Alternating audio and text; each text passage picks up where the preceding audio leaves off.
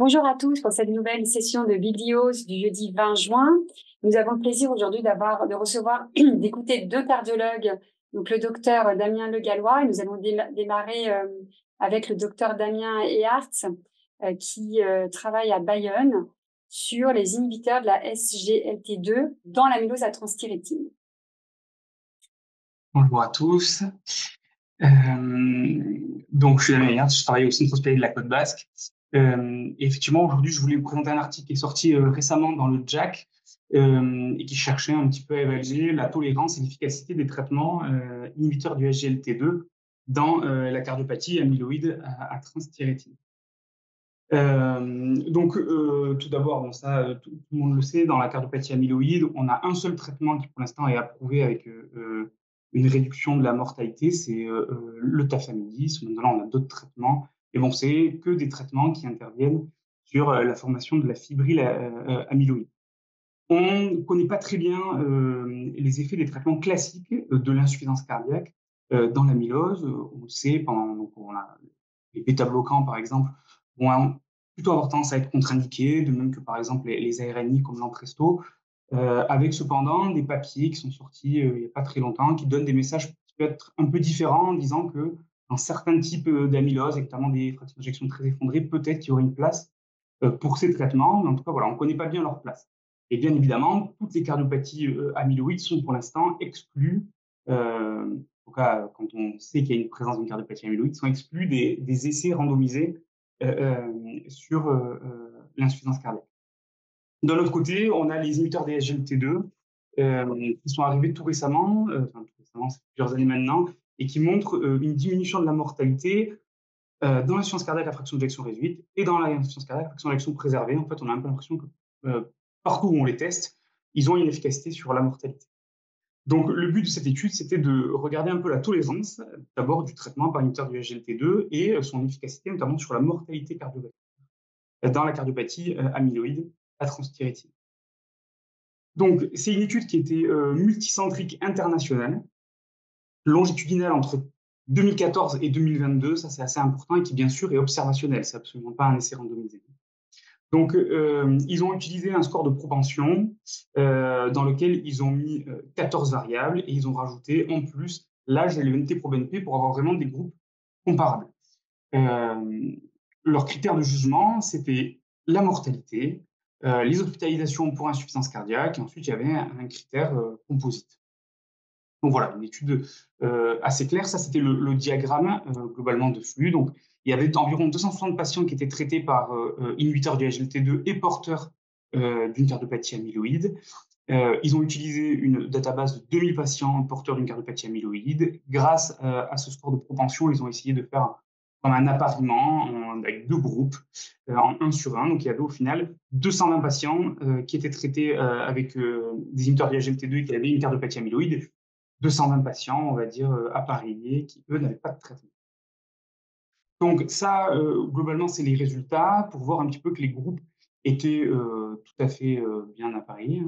On avait majoritairement des patients qui étaient classe 2 de la NYHA et avec des classifications de la NAC qui étaient globalement réparties de façon assez homogène, 1, 2 ou 3. Il y avait quand même une proportion non négligeable de patients en NAC 3.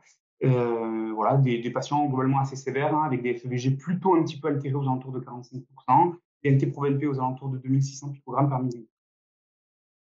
Ce qui est assez frappant quand on regarde les résultats, c'est surtout les traitements que les patients avaient, parce qu'on voit qu'il y avait jusqu'à 60% de patients qui étaient sous bêta-bloquants. C'est quand même, nous, dans notre pratique quotidienne, pas tout à fait le cas, je pense. 85% des patients qui étaient sous diurétique, ça s'y attendait. Et donc ça, je pense que c'est vraiment l'élément sur lequel il faut prendre un peu de recul. Il n'y en avait que 20% dans les deux groupes qui étaient traités par ce qu'ils appellent un traitement qui modifie la maladie, c'est-à-dire globalement par stabilisateur du tétramère type tafamidis. Donc seulement un patient sur 5 traité avec le seul traitement qui, pour l'instant, a prouvé son effet sur la mortalité. Donc, tout d'abord, la tolérance. Le traitement, en fait, il a été interrompu que dans 4,5% des cas. Donc, un gros signal favorable sur une bonne tolérance du traitement. Ils ont regardé s'il y avait des dégradations de la fonction rénale. Finalement, elle était, comme dans toutes les études, moindre sous inhibiteur du SGLT2. La pression artérielle baissait que très peu taux d'inhibiteurs du SGLT2 et même elle baissait plus chez les patients qui n'étaient pas traités. Ils ont regardé aussi les évaluations de l'élévation du taux de NT-proBNP qui était un petit peu moindre chez les patients qui n'étaient pas traités, tout ça de façon significative. Donc, ensuite, ils ont essayé de regarder la mortalité toute cause, donc sur une étude observationnelle avec un score de propension. C'est un petit peu difficile. Juste, ils ont réalisé, on va dire, ils ont utilisé 2 méthodes pour regarder l'effet sur la mortalité. La première, c'est ils ont regardé les inhibiteurs du SGLT2 en variation temps-exposition. Qu'est-ce que ça veut dire? Ça veut dire qu'un patient qui était, on va dire, inclus, qu'ils appellent inclus, c'est-à-dire au moment où son amylose cardiaque lui est diagnostiqué, un patient qui n'avait pas d'inhibiteur du SGLT2 était considéré comme dans le groupe pas de traitement, et un patient qui était traité par inhibiteur du SGLT2 dans le groupe traitement. Cependant, dans le suivi, dès qu'un patient était mis sous inhibiteur du SGLT2, il changeait de bras. Il passait dans le bras, on recommençait un suivi, il recommençait dans le bras, je suis sous traitement, et on disait que c'était la fin de son exposition au bras où il n'avait pas de traitement. Et on voit qu'il y a un effet sur la mortalité qui est significatif, nettement en faveur de l'introduction, enfin de la mise sous inhibiteur du SGLT2. On retrouve ce signal positif dans toutes les sous-analyses, donc la mortalité cardiovasculaire, les hospitalisations pour insuffisance cardiaque, et ensuite le critère composite. Donc on a vraiment un message, un signal qui est assez clair et qui montre une diminution de la mortalité de ce traitement.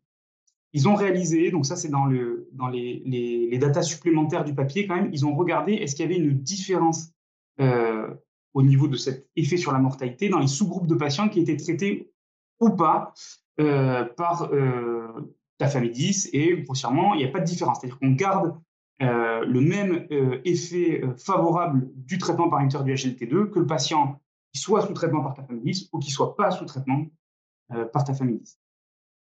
Pour essayer de confirmer ça et d'être encore plus robuste, ils ont fait une deuxième analyse. Et là, c'est sûrement des coupes de Kaplan-Meier qu'on a l'habitude d'en voir. C'est-à-dire qu'ils ont pris le patient au moment de l'introduction, au moment de diagnostic de sa maladie. S'il était sous l'inhibiteur du SGLT2, il était considéré comme sous traitement. Et s'il ne l'était pas, il était considéré comme pas sous traitement, même si dans la suite, il pouvait éventuellement bénéficier de la mise en place d'un traitement par inhibiteur du SGLT2. Et là, on voit encore sur ces courbes de façon significative une réduction de la mortalité toute cause, de la mortalité cardiovasculaire et des hospitalisations pour insuffisance cardiaque. Donc, les principaux résultats de cette étude, c'est cela, hein, c'est le traitement, il est bien toléré, on l'a interrompu que dans 4,5% des cas, sans effet sur la pression artérielle ou sur le débit de filtration glomérulaire, même plutôt des effets positifs. Et ensuite, voilà, je pense qu'ils ne s'attendaient pas à trouver un message vraiment des résultats aussi clairs. Il y a une baisse de la mortalité toute cause, une baisse de la mortalité cardiovasculaire, une baisse des hospitalisations non programmées pour insuffisance cardiaque. Donc vraiment des résultats qui sont assez parlants. Alors l'effort de cette étude, c'est que globalement, donc déjà, ils ont essayé de faire quelque chose d'assez robuste avec plusieurs méthodes pour tester l'effet sur la mortalité. On voit que l'effet de la mise en place d'un traitement par inhibiteur du SGLT2, il est précoce. Et ça, on le voit également, ça ressemble beaucoup à ce qu'on a vu dans les autres études de l'insuffisance cardiaque.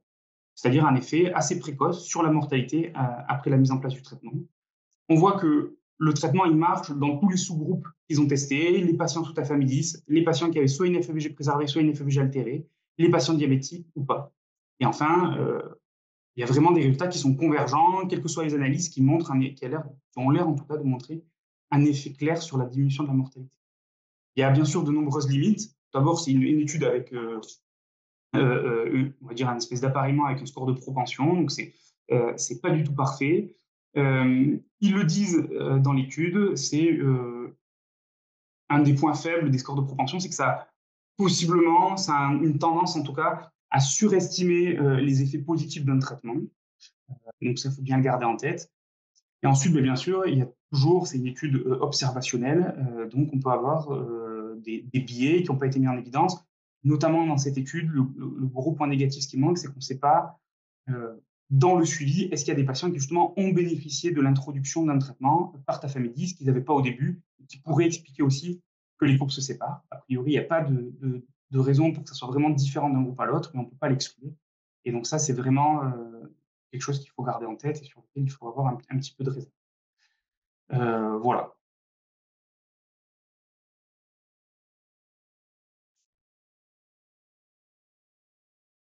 Merci beaucoup. Alors, je sais pas, est-ce qu'on a des questions sur le chat? Moi, j'en vois pas.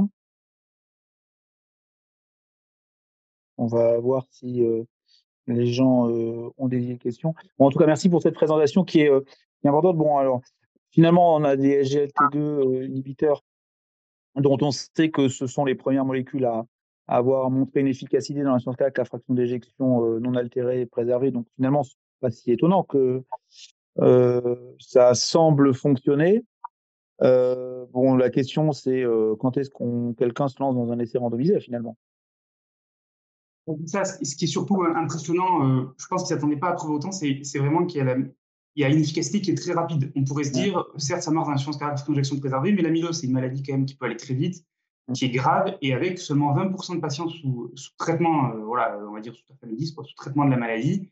Et malgré ça, il y a quand même une efficacité. Et on a l'air de la retrouver chez les patients sous traitement par tafamidis, comme chez les patients sans traitement. Donc vraiment un gros signal positif. Et effectivement, un essai randomisé, ce serait parfait, mais bon, arriver à faire un essai randomisé dans l'amylose et maintenant avec des études comme ça peut être difficile. Après, il y a peut-être un biais parce que, a priori, les patients n'étaient pas nombreux à être traités par un traitement de l'amylose. Donc, est-ce qu'il n'y a pas aussi là quelque chose à chercher? Enfin, c'est ça, c'est sûr ils étaient vraiment pas nombreux et on ne sait pas s'il y en a certains qui, dans le suivi, ont reçu un traitement ou pas. Ça, c'est des gros biais. Mais bon, Mmh. on peut s'imaginer quand même qu'entre 2014 et 2016 ou 2018, le traitement n'était pas forcément accessible euh, Oui, dans les ces dates sont pays-là. importantes, Donc, hein. ça Bien marchait sûr, pas. les dates sont importantes pour juger de ça, on est bien d'accord, ouais. Tout à fait. Bon, je pas l'impression qu'il y ait d'autres questions. Je ne sais pas si dans le panel en ligne, certains ou certaines ont des questions? Alors moi, j'ai Et juste Moi, j'en ai. ouais, Ah ah, oui, ouais. pardon. non, mais, après. Moi, c'était juste des petites réflexions je pense pas qu'il y ait une réponse, mais on peut se poser la question de savoir si l'effet bénéfique qui est retrouvé, que la fraction d'éjection soit préservée ou altérée. Et puis, c'est un petit peu dommage qu'on n'ait pas de notion d'évolution de la troponine, du test de marche, du score NAC. Voilà, c'est des petits bémols, mais effectivement, l'étude est très intéressante. C'était exactement ce que je voulais souligner. Est-ce qu'il y avait une différence entre dans la fraction d'éjection normale ou altérée? Parce que nous, dans notre expérience, dans notre petite étude qu'on a faite dans le service, on avait l'impression que les patients qui avaient une altération de la fraction d'éjection toléraient moins bien le traitement. Avec... Alors là c'était dans les datas supplémentaires. Non, ça marchait aussi bien. Il y avait le même effet positif chez les patients qui avaient une insuffisance cardiaque, enfin, qui avaient soit une fraction d'éjection préservée, soit une fraction d'éjection altérée. Et voilà, et sinon, j'invite quand même tout le monde. Vous savez, on a mis en place dans Amilorhir un registre justement de ces patients qui sont mis sous les inhibiteurs de la SGLT2. Donc en fait, il faut les bien remplir dans HERE en baseline. Et donc, on va faire le point un an plus tard pour voir un petit peu toutes les datas. Donc vraiment, je vous invite pour que nous, on ait notre propre expérience nationale en France, quoi. Ouais, voilà, là c'était une étude juste pour info, anglaise, hein, majoritairement. Je crois que sur 14 centres, il y avait 10 centres anglais, 2 centres italiens et je crois 2 centres espagnols. Et voilà, c'était majoritairement anglais. Petit truc marrant, ils ont quand même réussi à mettre dans leurs data supplémentaires est-ce qu'il y avait une différence de mortalité en fonction du pays où était pris en charge le malade. Et il y avait plus de mortalité en Angleterre.